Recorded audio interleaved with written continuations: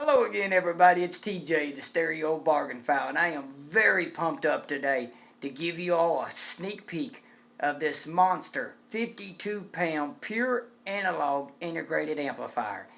That's right, a sneak peek of the Yamaha AS-1100. And today I will be popping the hood on the integrated amplifier, and I highly recommend that you don't pop the hood on any kind of electronics at all or speakers, because it can be very dangerous, and I'm not going to sugarcoat it. It can be very fatal. Amplifiers, inside of them, they have capacitors. These capacitors act like batteries. They hold a charge inside. So even though you have it unplugged, you can still get shocked or electrocuted, and that can be fatal. And another thing, if you opened up your audio gear, you can automatically void your warranty. And that's kind of what I did today, but I did it for you all. And just want to go ahead and tell you all today, it's only going to be popping the hood. It's not going to be no overview, no review yet. I still need about another 2 weeks dissecting the sound quality of the amplifier. And I had friends of mine says, well, you shouldn't make 2 different videos. If you make a video of popping the hood, when you come out with your overview, you may not get as many views on that video. I said, man, to be honest with you, I don't give 2 shits about how many views my videos get. This is all about having fun and talking back and forth with the subscribers and other viewers of their audio gear experience. This is all about fun. So I really don't care about the views. I love talking to the subscribers on this channel and other viewers. Y'all have been great. So I'm going to give you this sneak peek because it's going to be about 2 weeks before I have the overview of the Yamaha AS-1100. So let's get right to it real quick. And here we have it, Yamaha AS-1100. First I want to show you all on the very top, since this is a 52-pound monster, this plate goes on the very top of the amplifier. This is the support brace. Goes right down through the middle. And there we have our top cover sitting over chilling with the POLK-AUDIO LSIM 703s. My favorite bookshelf speakers ever. Then here's your 2 side panels made out of real wood that go on each side of the Yamaha with its beautiful black finish. So let's go ahead and dive right on in and let's get some light. There we go. First thing you're going to notice when you look in this amplifier is this huge L transformer. Yes, that's a CD I put inside here because I wanted y'all to see the depth and how big this transformer is. It's one of the biggest transformers I've ever had in an integrated amp. I think it's actually bigger than the one that's in my Sansui G8000. As you can see down here to the bottom, where they connected it to the chassis of the integrated amplifier, they even used brass washers. That is pretty awesome. This is 620 VA. Let's go ahead and put this CD up here so I can show you. Look how much bigger. And this is centered. Put it right there. That is centered, and you can still see the transformer on each side. Ooh, the Rolling Stones. Hell yeah. And behind the huge transformer, you'll see 4 high filter capacitors. These are 18,000 microfarads each. That gives you a total of 72,000 microfarad bank. And one awesome thing Yamaha did, paying attention to detail, you see this foam, that's like an absorption pad. And it keeps the vibrations down of all the capacitors. Awesome job, Yamaha. That is very awesome. We go back towards the front. You will see this is a fully symmetrical design. You have big, large, heavy heat sinks on both sides. I'm going to go over here to this side. This would be like your driver board right here. Everything is Nichicon Golds. Everything gold you see is Nichicon Gold caps. And in between here, about right here behind here, you actually have your MOSFETs. MOSFETs hold a lot of electrical. So yes, this is MOSFETs. And if you look down here in the bottom, you see the black and red wire. It's running up, all the way back to the speakers binding post. This is 14 gauge wire, you all. 14 gauge wire. We'll get back to that. And here on the very back, I want to take you all to the back analog board, circuit board. As you can see, all Nichicon goads. This is for our inputs. Here on the end, that's our microprocessing chip. That's to help with the protection circuitry. Really doesn't have much to do with the actual amplifier. And then we're going to look underneath this board so we can look at the phono preamp. Now I didn't want to take it all apart to show y'all, so I'm going to do the best I can. So let's look up in here. See those two blue things almost in the middle? That is where your phono preamp is. Again, we got a lot of Nichicon goads underneath there. This is just one side. As you can see back in here, there's more. Well, I can't even get it. There's more Nichicon caps, goad caps back there. Let's go to the other side. I'll try to make this quick. Let me pop. Okay, that's the best I can get at showing you all the other side. There we go. Okay, sorry for moving so fast, you all. Here, I'll slow it down. You all see those resistors? Those are high-end resistors. I think those are some kind of carbon resistors. Don't quote me on that. I didn't look at the PDF.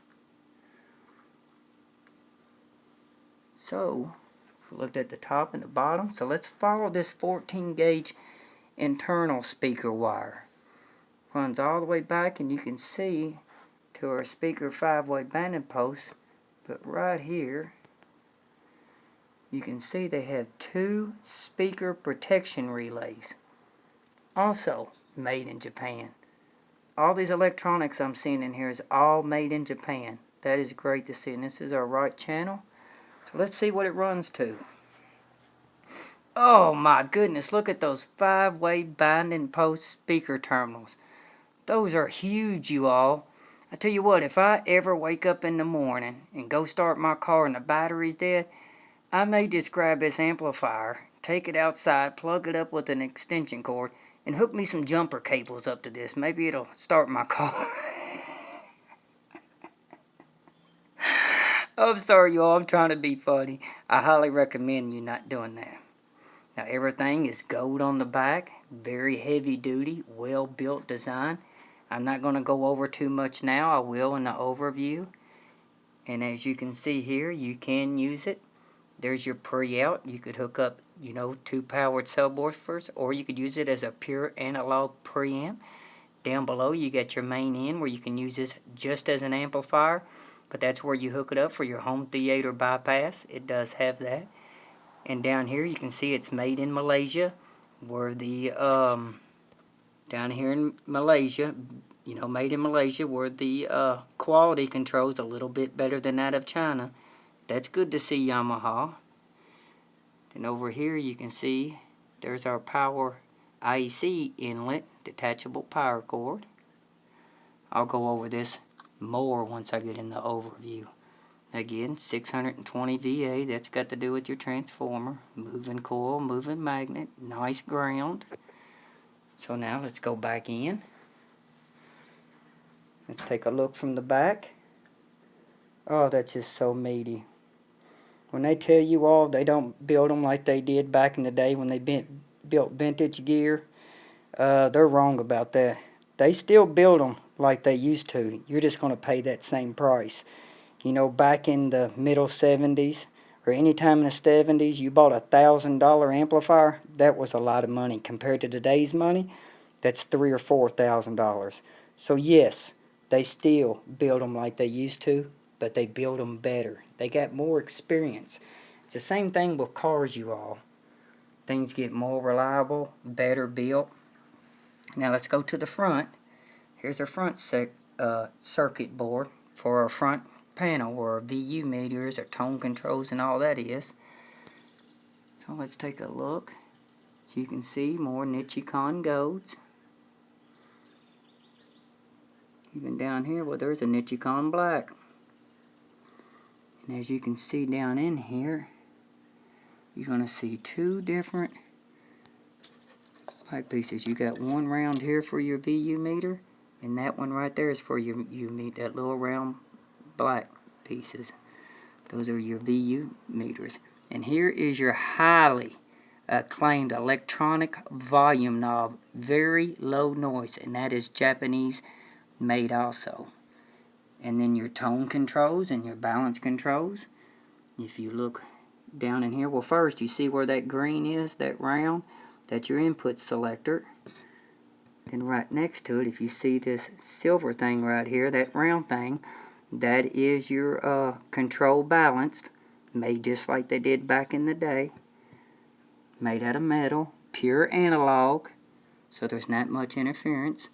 And then you can see the other two over here. See if I can get you, yeah, there's the other two. There's the other two. That one there on the far right, that is for your bass setting, and the one next to it is for your treble setting. You see the openings in them? About 25 years from now, you can spray some deoxin in there if you need to. But yes, build quality is outstanding on this Yamaha AS-1100. Built just like they did back in the day, but even better today.